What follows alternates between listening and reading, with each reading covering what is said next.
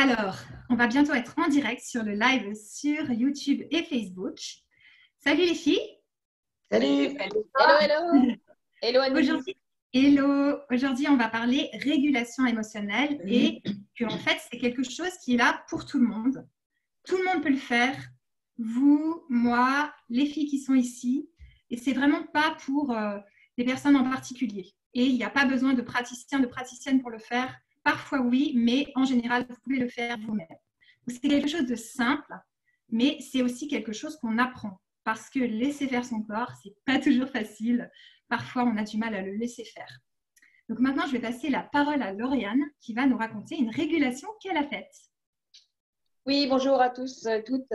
Une régulation, en fait, il y a quelque temps, quand le RSI existait encore, donc le RSI, c'est la caisse des indépendants, travailleurs indépendants. Donc, à chaque fois que j'allais au courrier, j'ouvre ma boîte aux lettres, je découvrais une enveloppe avec RSI dessus. Déjà, ça montait, ça me mettait dans une colère. Et un jour, je vais à la boîte aux lettres, je prends l'enveloppe, je regarde, et là, une bouffée de colère qui monte. Qu'est-ce qu'ils m'ont encore inventé, etc. Et j'arrive à mon bureau et je suis dans une colère monstre avant d'ouvrir ma lettre. Et là, je me dis, oula, régulation émotionnelle. Donc, je pose mon enveloppe, je ferme les yeux. J'observe les sensations qui sont dans mon corps. Et là, je peux vous dire qu'il y en avait. Ça, c'était le vrai feu d'artifice. Je laisse faire. Sans repenser au RSI. Je laisse faire mon corps, je vais voir les sensations, comment elles bougent, elles s'apaisent, et là, je rouvre les yeux. Je regarde le courrier, RSI, et je me dis, bon, effectivement, ils m'ont encore inventé un truc, voilà. Alors, j'ouvre le courrier, effectivement, il fallait que je fasse une déclaration, etc. Et là, j'ai ouvert mon logiciel de traitement de texte, Word, j'ai tapé un courrier, j'ai envoyé la lettre, etc. Plus de colère. Les courriers d'après, je me disais, bon, allez, je vais encore me fendre d'une belle lettre. Et c'est tout. Ça ne m'animait pas plus que ça. Et dans la semaine, donc je régule ce jour-là, imaginons un lundi, je ne me souviens plus quel jour c'était. Le mercredi, je vais faire les courses au supermarché et je rentre et je dis à mon compagnon, je suis allée faire les courses au supermarché. Il me dit oui. Et d'un seul coup, je le regarde, je lui dis, oh, et j'ai fait le plein d'essence. Wow. Et il me dit, mais tout est normal jusqu'à présent. Oui, sauf que moi, le plein d'essence, c'est un truc que j'exécrais, mais à un point, c'était, je roulais sur la réserve. Je savais qu'à 90 km/h, je pouvais faire tant de kilomètres, à 130, tant de kilomètres, jusqu'à, c'était pas le voyant s'allume, c'est la jauge était au minimum. Un truc, une phobie du plein d'essence.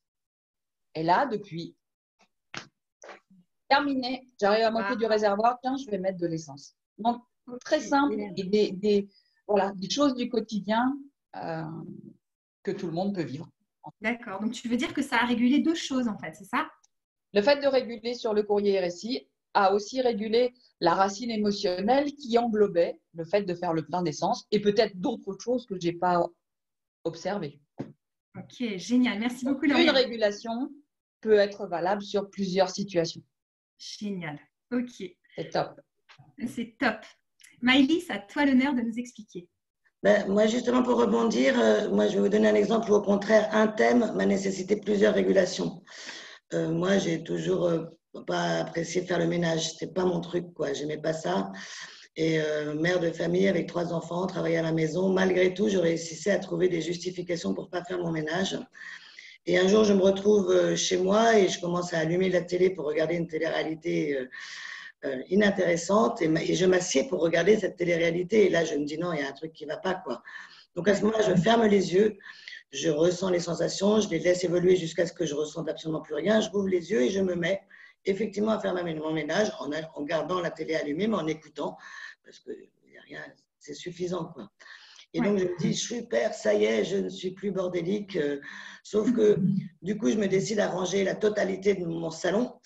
Et donc, 2 jours après, je commence ça. Et au milieu, quand là, c'est vraiment le bordel qu'il y en a absolument partout, là, avant la phase de décrue, là, je commence à avoir un peu mal à la tête. Mais je me dis, non, t'as régulé, continue, continue, continue. Et au bout d'un quart d'heure, j'ai beaucoup trop mal à la tête. Et là, je percute qu'il y aurait peut-être une autre racine. Et je prends juste, je reviens à cette demi-seconde où j'ai perçu que j'avais mal à la tête. Et là, reviennent aussi les sensations d'autres sensations que je régule à nouveau et qui m'ont permis à ce moment-là juste de me dire, bon, ben vas-y, fais une pause d'1 heure et tu reprends. Et là, j'ai fait une pause d'1 heure parce qu'en fait, j'en avais marre. J'avais besoin de cette pause-là et j'ai repris. Et là, je me suis dit, bon, le ménage, le thème, c'est plié. Sauf que je me suis aperçue peu de temps après que quand je faisais mon ménage, je le faisais et systématiquement, je laissais la poubelle au milieu. Ouais. Un petit truc là, comme s'il se sent d'être fier de soi là. Ben non, il fallait que ça bug à ce moment-là. Et là, j'ai été amenée à faire une troisième régulation, pas sur le thème du ménage, mais sur le fait de pouvoir se sentir fier de soi sans que ça t'angoisse, sans que ça te stresse. Et j'ai réalisé après que ça avait débloqué cette difficulté que j'avais à terminer un travail. Donc, le thème du ménage, c'est pas obligatoirement seulement une racine. Comme présente Lauriane, ça peut être une racine qui dégomme tout. Mais il y a des thèmes où on va avoir plusieurs racines. Moi, sur la tristesse, j'ai été obligée de réguler 3 fois pour pouvoir maintenant être confrontée à des moments de tristesse et que ça se passe tranquillement, et que ça se passe, que ça ne soit pas douloureux. Alors, qu'est-ce que tu veux dire par racine?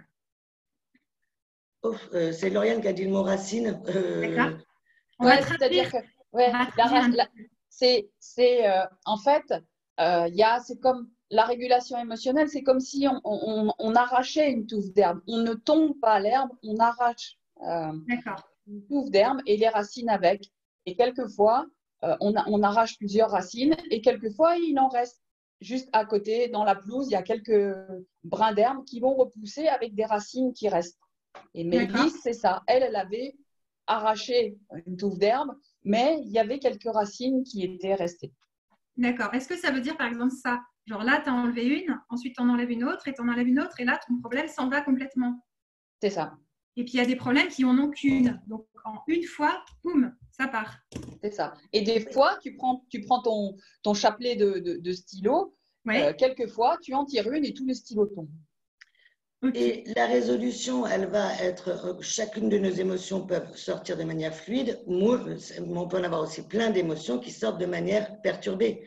Donc, ce n'est pas parce que je vais réguler une fois sur une émotion que je vais réguler toutes les autres émotions. Moi, j'ai régulé sur le fait de me sentir déçue par moi. J'ai régulé sur le fait du sentiment d'injustice, du sentiment d'indignation.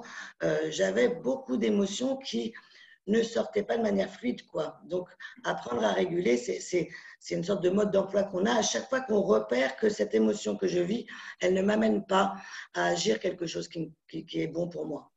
D'accord, ok, super, merci. Sophie, je veux bien que tu nous racontes ta régulation. Alors, moi, j'ai régulé, pas plus tard que ce week-end, plein de fois, mais une en particulier.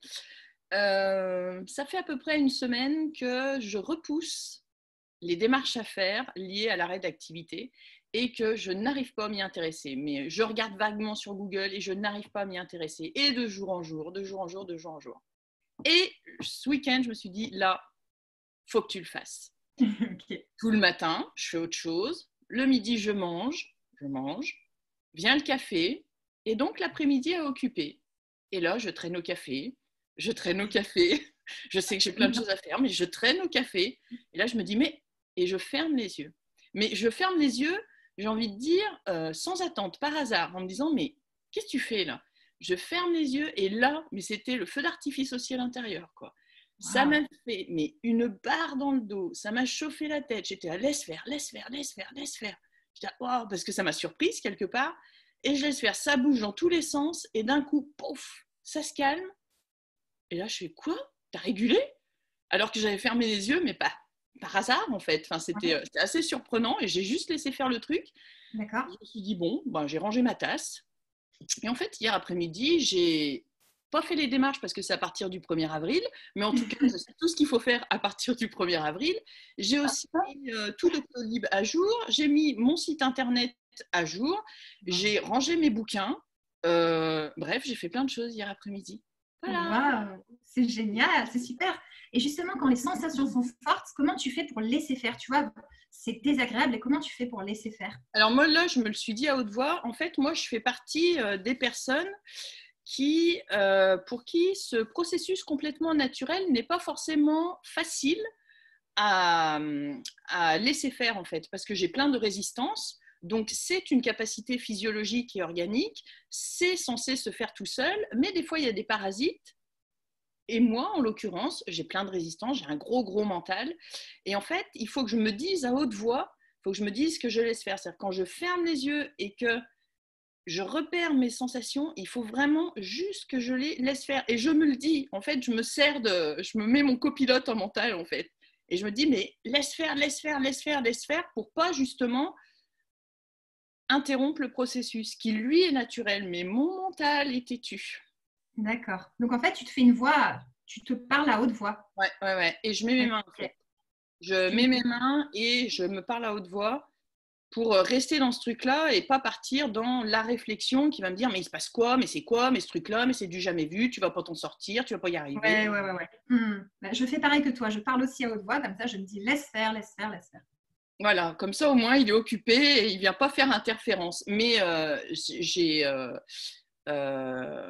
comme ça de tête, je dirais, j'ai mis plus d'un an. C'est assez récent en fait que j'arrive à le faire assez spontanément, comme là devant ma tasse de café, où j'ai fermé les yeux, mais vraiment par hasard, parce que j'étais devant mon café et j'étais pas en train de me dire tiens, les subventions de l'État, comment faut que tu fasses. Je pense que je savais que j'avais plein de choses à faire, mais j'étais pas dans cette problématique-là. Par contre, je traînais devant mon café. Et à un moment, je fais mais pourquoi tu procrastines comme ça? Qu'est-ce que tu fais là? Tu vas pas en boire 12 alors. C'est intéressant parce que tu dis finalement j'ai régulé non pas sur une émotion, mais sur un comportement qui ne me convenait pas. Ouais, super intéressant. Merci beaucoup Sophie. Alors, Églantine, à ton tour. Merci les filles, c'était super vos échanges. Moi, c'est par rapport à YouTube et par rapport aux vidéos. C'était pas si facile que ça. Et en fait, en prenant partie avec vous pour ces lives, je me suis rendu compte qu'en fait, j'avais plusieurs perturbations par rapport à ça et que je m'interdisais complètement de regarder des vidéos sur YouTube et qu'à chaque fois que je les regardais, finalement, j'étais un petit peu en mode jugement en me disant bah ça c'est pas terrible, ça c'est machin, ça c'est ceci. Et finalement, hier, du coup, j'ai décidé de prendre le taureau par les cornes et de me dire, voir ce qui se passe dans ton corps, tout simplement. Va voir un peu si toi, ça ne te perturbe pas, cette situation, en fait. Donc, j'en ai fait une. J'ai senti que c'était compliqué de laisser faire parce que finalement, j'ai beaucoup de sensations qui camouflent les sensations de base. Donc, du coup, je me suis dit, ok, j'ai le cœur qui bat un peu vite, j'ai la gorge un peu nouée, mais est-ce que c'est vraiment ça, les sensations? Parce qu'à chaque fois que j'ai essayé de le faire, à chaque fois, ça ne baissait pas vraiment, en fait. C'est comme si ça restait toujours un peu là. Et donc, je me suis dit, non, peut-être qu'il faut que tu ailles regarder ailleurs s'il n'y a pas d'autres sensations auxquelles tu n'aurais pas forcément pensé. Et justement, te permettrait de voir si ça fonctionne. Et donc, je l'ai fait. Et en effet, ça a fonctionné. C'est-à-dire que du coup, je suis passée au-delà de ces premières sensations assez fortes, comme le cœur qui bat très fort, la gorge qui se noue, pour aller regarder un petit peu ce qui se passe un peu plus en profondeur dessous. Et finalement, j'ai pu faire une vidéo YouTube pour mes clients. J'ai même pu aller sur YouTube pour pouvoir l'enregistrer. Donc, c'est quand même plutôt pas mal. Et surtout, j'ai pris plaisir. Et ça n'a pas de prix. Bien sûr, je me suis retrouvée confrontée quand j'ai fait la vidéo à « Ah, mon image est pas belle. Ah, je suis nulle. Ah, c'est pas ça que je voulais dire. Et puis alors, les grimaces qu'il faut bien. » Et en fait, finalement, j'ai refait plusieurs fois la vidéo. Mais à chaque fois, ça m'a permis de prendre le temps de faire d'autres résolutions, puisque dans cette situation, en fait, finalement, j'ai travaillé sur tout ce qui était image de moi et débit de parole et le son de la voix et tout ce qui va bien avec ça, en fait, tout simplement. Donc, en fait, ça m'a permis de travailler essentiellement sur la confiance et l'acceptation de ce que j'étais. Et ça, je trouve que c'est vraiment un beau cadeau que je me suis fait hier. Voilà. Ouais. Tout à fait, c'est magnifique, c'est tellement important, t'imagines? Merci beaucoup. Maëlys, tu voulais nous dire pour demain? Oui, non, j'avais juste envie de rebondir en disant finalement, pour avoir aussi fait ces régulations sur l'image de soi et il y a encore du boulot, moi, ce que j'ai réalisé après avoir régulé, c'est qu'en fait, être déçu par soi, ça peut être une émotion très compliquée. Et chez moi, elle était très puissante. Alors, soit je justifiais, non, mais c'est normal, soit je ne voyais pas ce qui pouvait me décevoir. Et en régulant la possibilité de dire, tiens, c'est décevant ce que j'ai fait là, je pourrais le faire comme ça, ça permet justement de se servir des erreurs qu'on a faites et de pouvoir avancer. Donc, je pense que c'est une régulation qui est importante à vivre si on veut se développer quoi, en termes d'image et d'estime de soi. Quoi. Je peux être déçue par moi sans perdre confiance en moi. Et moi, ce que j'entends, c'est chez toutes, c'est que le point commun, c'est je régule sur des situations qui me posent problème et j'y vais. Je régule, je ferme les yeux. Il y a un truc là, je ne sais pas quoi, je m'en fous, je ne cherche pas à savoir. Je ferme les yeux et je vais voir s'il y a des choses dans mon corps. S'il y a des choses dans le corps, des sensations physiques, c'est l'empreinte corporelle d'une émotion et du coup, je laisse faire et je ne cherche pas à comprendre. Et j'y vais, et j'y vais, et j'y vais. Au début, j'en faisais 20, 30 par jour. Je jouais avec ça. Ouais. En fait, le plus dur, c'est d'y penser. C'est ça. Le plus dur, c'est d'y penser sur le moment, quoi. Ouais. Tu peux coller des petits post-it partout dans ta maison. Exactement. Moi, c'est ce que je dis tout le temps. Mettez des post-it, en fait. RE, RE, RE. Moi, quand tu t'énerves contre tes post-it, c'est que c'est bon, là. Tu ne peux plus les supporter, là, t'es bon, là. Tu peux réguler. C'est ça. Moi, je me faisais un petit cœur sur la main. C'était ma journée régulation émotionnelle. Comme on brasse, ah, tiens, je suis pas bien, hop. Ouais, génial. Eh bien, c'est super. Mais écoutez, les filles, c'est passé super vite. Le quart d'heure est en train de se finir largement. Donc, je vais passer la parole à Maëlys qui va nous faire une conclusion pour ce qu'on va faire demain. Demain, on a comme invité des personnes bénévoles à la permanence de résolution émotionnelle. Ils vont nous dire un petit peu qu'est-ce qu'ils sont amenés à accompagner. Parce qu'on a vu parfois qu'on est en perturbation émotionnelle, on ne s'en rend pas compte. Et peut-être pouvoir entendre des témoignages de personnes qui ont pris conscience que ça n'allait pas, ça peut venir nourrir aussi notre capacité à utiliser cette régulation et, comme disait Sophie, à y penser. Et mercredi, nous avons Natacha Witteking, qui sera parmi nous. Elle nous parlera parentalité. Comment est-ce qu'on fait lorsqu'on a un enfant qui est en perturbation émotionnelle? Personnellement, je pense que les enfants, ils s'éduquent tout seuls, sauf quand ils sont en perturbation émotionnelle. Et que notre position à côté d'eux, parfois, c'est même pas de leur dire qu'il faut réguler. Parfois, c'est d'être en sécurité à côté d'eux qui font que cette sécurité va déclencher chez eux la capacité naturelle de régulation. Et ça, c'est quelque chose qu'on a tous déjà vécu. Et donc, l'idée, c'est comment est-ce qu'on peut informer un peu leurs parents de cette capacité qu'ils ont d'accompagner leurs enfants pour que cette capacité naturelle, là, dans les générations à vivre, elle se déclenche direct. Et que ce ne soit pas notre mental qui vienne prendre en charge l'émotionnel, mais la capacité naturelle. Donc, mercredi, midi, avec Natacha. Génial. Ça va être passionnant, ça va être trop bien. Super. Ok, et ben c'est super. Alors, à demain, à midi. Au revoir. Bye bye. bye bye.